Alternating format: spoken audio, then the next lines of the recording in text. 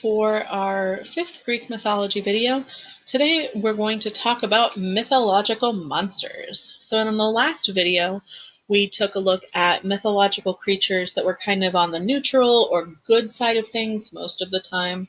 And so today we're going to kind of veer into our nasties, our big bad guys. So we're going to take a look at the monsters. A lot of the monsters we're going to see are going to be hybrids of different types of animals. Some of that we saw in our creatures with centaurs and griffins and hippocampi and stuff like that, where it was hybrids of more than one creature. And we see that again in monsters. So we've got a huge variety of monsters. Some monsters were like those real life animals that have magical qualities. We're not really going to get into those. We are going to talk a little bit about some minor gods / humanoids that are kind of in here because they don't fit, but they're more like the bad guys in the myths. So we're going to start off today with Charybdis. Charybdis was a sea monster that was said to be in the Strait of Messina, and it would devour any ship that sailed too close to it. Nowadays, they rationalize it as a whirlpool. But it was believed that Charybdis lived under a rock on one side of the strait, and then on the other side of the strait was a monster named Scylla, and we'll talk about Scylla in a little bit. Both of the monsters were featured in the Odyssey, and for ships to get past Charybdis and Scylla was a big deal. It was a treacherous area. So in this one, you can see where Scylla is in reference to the strait. And then Charybdis here is depicted just as kind of a whirlpool. Here is depicted as a monster with many mouths and just kind of a gaping hole. Charybdis is an interesting one. There's not really like a body. It's just like kind of basically a whirlpool. Moving on, we're going to take a look at the Chimera. The Chimera is a monstrous, fire-breathing hybrid creature that has a number of parts. Now, the number of parts sometimes is debated. Traditionally, you're going to see the head and front legs of a lion, along with the head and back legs of a goat, or also a lion in this one, and the tail of a snake. So, kind of pretty crazy. In this one, you can see it has the head of the lion, the head of the goat, as well as the head of a dragon and the tail of a snake and the wings of the dragon. Depends on which illustration you're getting or which author, but the Chimera almost always has, well, it always has the lion, the goat, and the snake involved. Bellerophon was famous for killing the Chimera by joining up with Pegasus. And nowadays we use the word chimera as a word that describes a hybrid of creatures. So if you mix, like crossbreed two animals, a lot of times it's referred to as a chimera species. Next, we've got the Cyclops, or the Cyclopes would be how you would say the plural of that. Cyclops or Cyclopes were giants, and they were said to be wild and savage and huge and tough. And of course, the signature commonality between all of them is that one single eye in the middle of their head. Some of the children of Uranus and Gaia were Cyclopes, and they were the ones who forged Zeus's thunderbolt. Others were children of Poseidon.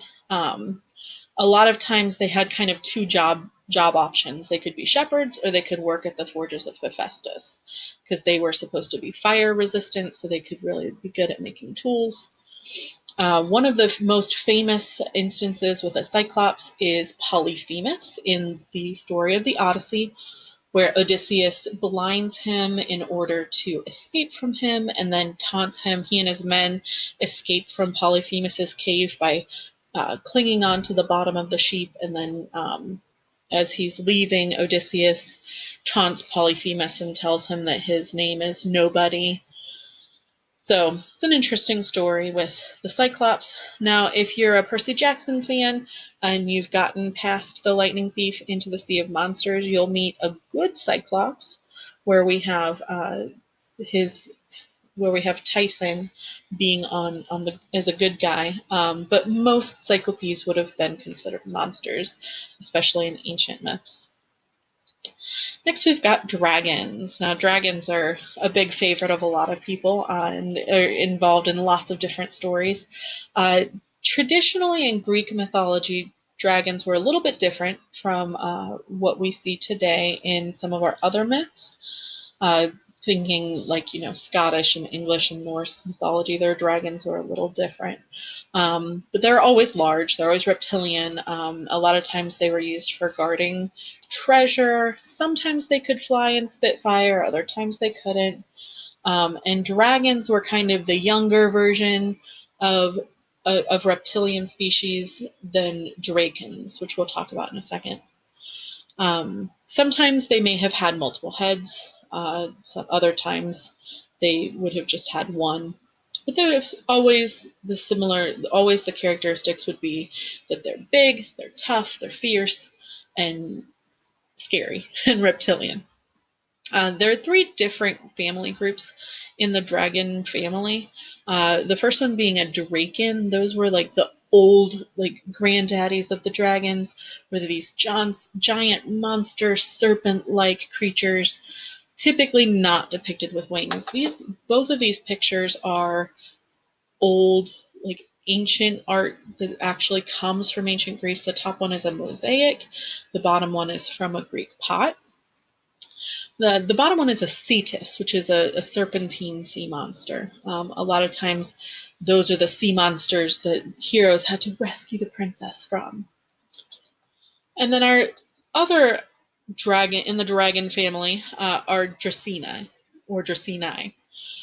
Those would have been woman-dragon hybrids, where often it was the head of a woman in either a single or double tail in place of legs.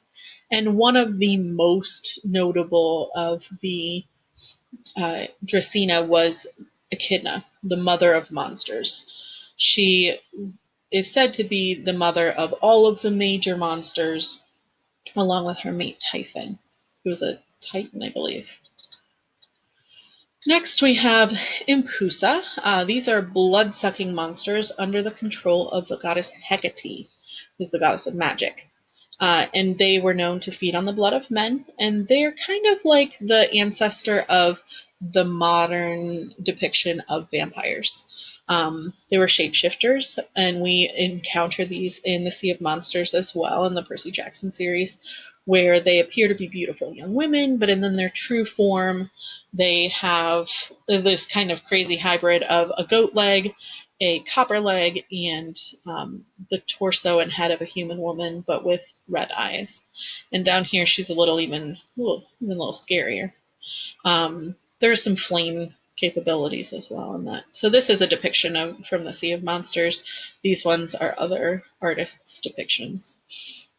So we're not really going to talk about vampires in here because vampires were really not in Greek mythology too much, but the Impusa were a little bit more in the Greeks' wheelhouse. Next, we have the Furies.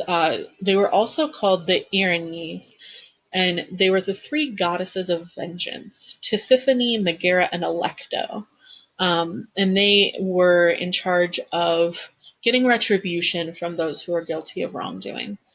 Typically, they would have been the punishers for crimes involving crime against your family, violations of natural order, or if you broke an oath.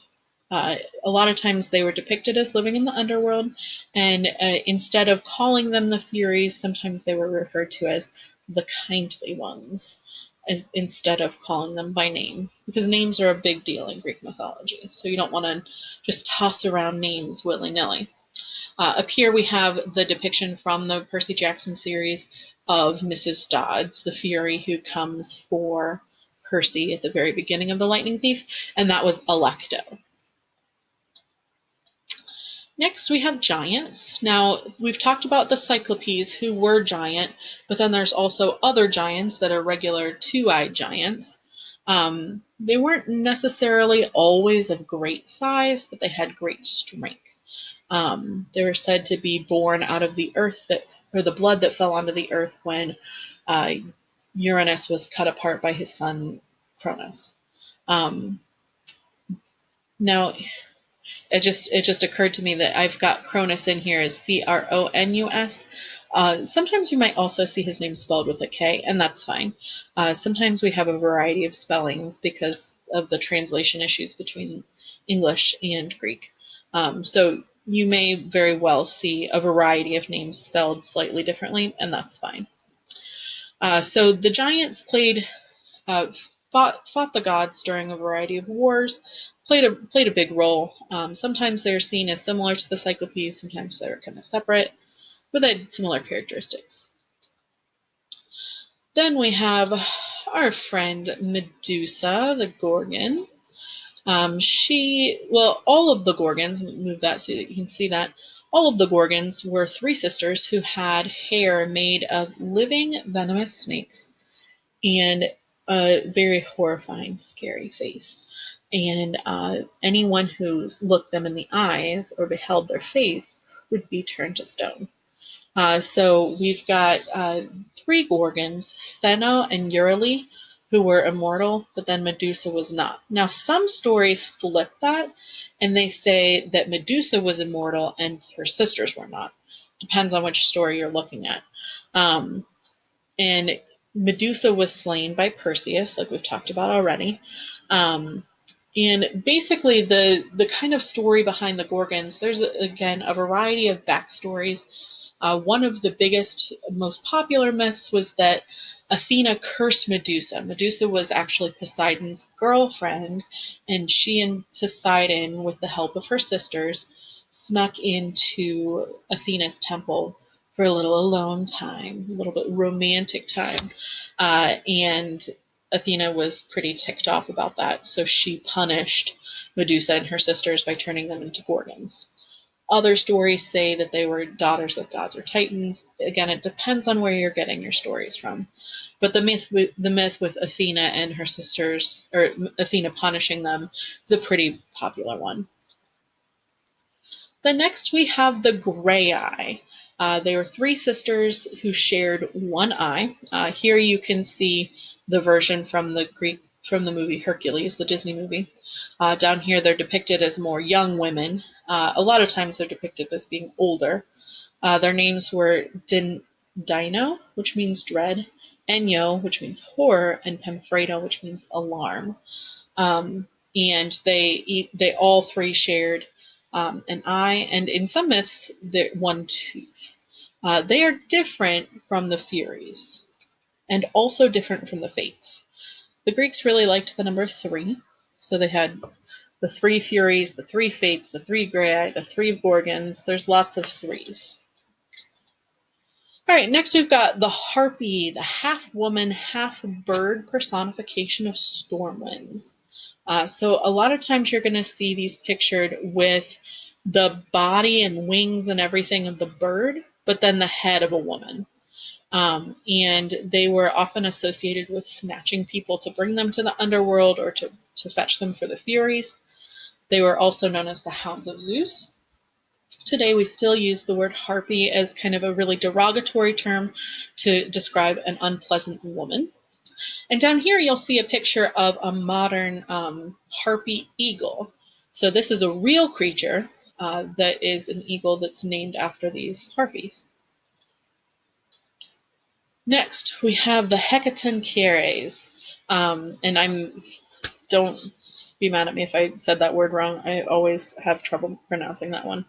But the more colloquial term would be the 100-handed ones. They were giants with incredible strength. They had 100 arms and 50 heads, but one body. And they were the children of Gaia and Uranus. They were said to have 3 children who were the Hecatoncheires. They represented the natural forces of earthquakes and tidal waves. They were locked in Tartarus by Uranus and Kronos, but then Zeus rescued them and then tasked them to guard parts of the underworld. Next, we've got Hellhounds. Hellhounds we see a lot in Greek mythology as being the dogs of hell. They came from the underworld, and usually they were black, they had mangled hair, glowing red eyes, um, sometimes a foul odor, super strength, stuff like that. And then we see a hellhound in Cerberus, who is a three-headed hellhound, and he guarded the gates of the underworld. He was the pet basically of Hades, and you can see he's kind of got a dragon's tail in this depiction. And I actually saw a translation thing the other day about how the word Cerberus is derived from the word spot. So Cerberus's name actually is kind of spot in Greek, which is really funny since that's kind of always the traditional name for dogs. Next, we have the Hydra. The Hydra is a gigantic water snake-like monster. Sometimes you see the Hydra and dragons being kind of similar. You can see it has down here kind of a dragon body and tail. But the thing with the Hydra that was unique was that the heads were all kind of duplicating. And so if one head was cut off, two more would emerge from the fresh wound. And so in his labors, Hercules or Heracles learned from, and he had help from, I think it was his nephew, taught him that he had to cauterize the neck, which means to burn the flesh after it was cut off so that the new one couldn't grow back, or new ones. And then because one of the heads was immortal, he buried the last head. So the Hydra is a pretty fierce, poisonous, awful monster. Next, we have Campe. I'm going to move my bubble back down here. Campe was the jailer of the Hecatoncheires and the Cyclopes in Tartarus. And she's a terrifying monster. In a lot of depictions of her there's various ones where she's got the head of a human woman with snakes for hair like Medusa, a half human body like a centaur, but instead of a centaur's or a horse's body, she's got reptilian skin, and a dragon half with giant claws and wings, and then sometimes she's depicted, or a lot of times she's depicted as having this kind of belt of heads where all these like creepy animal heads are coming out of her belt or her belly, where she's got like bears and boars and tigers and wolves and stuff coming out of her belt. And then some depictions of her also show snakes coming out of her legs. So kind of like the monster of all nightmares. Like if your nightmares had nightmares, that would be Campe. Just a scary one.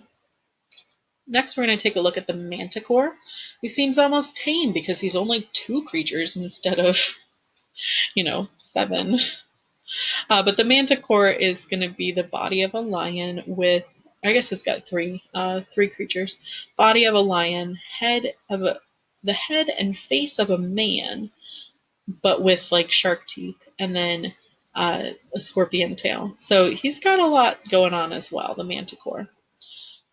Sometimes the tail is more like a scorpion tail, other times it has a lot of spikies on it, depending on the myth, of course, and the depiction that you get from him. Next, we've got the Minotaur. Now, the Minotaur is a lot simpler than some of those other guys.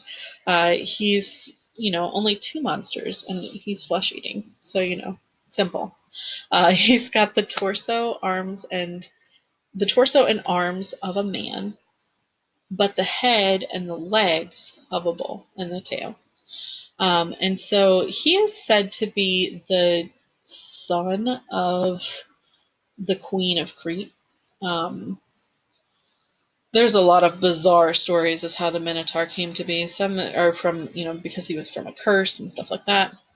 But anyways, it's kind of a messed up story. But anyways, he was housed in the labyrinth built by Daedalus, and they were able to cast a spell on him to where he wasn't hungry for human flesh most of the year, but then had to have flesh to eat for so many days, and that's where the Athenian tributes came in that we talked about back in the Heroes video when we talked about Daedalus and Theseus. And so he remained in the labyrinth and eventually was killed by Theseus. So Minotaur, pretty fierce. Sometimes you see him with a pure body of a human here, like here. Other times it's more like he's got the form of a human, but most of him is bull-like. This is the depiction from the Percy Jackson series where he's in his tidy whities. Here he's got just kind of a loincloth. Next we have Scylla. Scylla was a sea monster who haunted the rocks of the narrow strait, in like the Strait of Messina, like we talked about before. And so she's depicted a number of different ways. Here she has kind of more of a dragon head. Here it's more of the heads of women. Here it's more kind of like snake or worm-like. Again, depends on the description you read, depends on the artist. And you can see here that this is where Charybdis is depicted, where boats had to kind of choose whether they wanted to veer towards Charybdis or veer towards Scylla, and either way was almost certain death, at least for part of your crew, because Scylla would take at least 6 men, if not more. And in the myth of Circe, or in the story of Circe, she was jealous of Scylla, who was a naiad, and turned her into a monster. So that's where Scylla came from. Then the next one we have is sirens. Sirens are pretty dangerous. You can see they kind of look mermaid-like, but they weren't quite mermaids. They weren't quite mermaids. They were a little bit more eerie, a little bit more dangerous, and they would try to lure sailors to their shores with their transfixing voices. They would try and get them to come near the rocky coast of the island. In the story of Odysseus, he has his men tie him to the mast of his ship, and he has all of his men plug their ears with wax so they can't hear the sirens and be tempted. But the sirens were said to share a lot of wisdom. So he made them tie him to the mast of their ship so that he could get wisdom from them, but had them plug their ears so they could keep rowing. So these are 2 illustrations of sirens. This one is from a new TV series about sirens. That was an interesting one. The next one we have is the Sphinx. The Sphinx originated in Egyptian mythology. So this is actually an Egyptian creature that the Greeks borrowed. And that happened across different cultures, and that's one of the reasons why we see some of these creatures being more fluid across different cultures, because they were like, oh, that's a cool creature. I'm going to take that one and put it in my story. So the Sphinx is the head of a woman, the body of a lion, and the wings of a bird. The Sphinx was generally like one creature. It wasn't like a whole race of creatures. It was just one. And she is told as being merciless and treacherous, and she guarded treasure and would only let you pass if you could solve her riddle. And we see the Sphinx depicted outside of the pyramids of Giza, the Great Sphinx. And then lastly, we have the Telekine. They are sea demons native to the islands of Chios and Rhodes. They're kind of like dog seals, with black snouts, brown eyes, pointy ears, and they can bark and waddle instead of walking, and they had sharp claws. And we see those come into play later in the Percy Jackson series. So there we are. There's our monsters. The last video in this series will be an exploration of the cabins and layout of Camp Half-Blood, as well as a little bit of information about the underworld as well. So hopefully you join me then.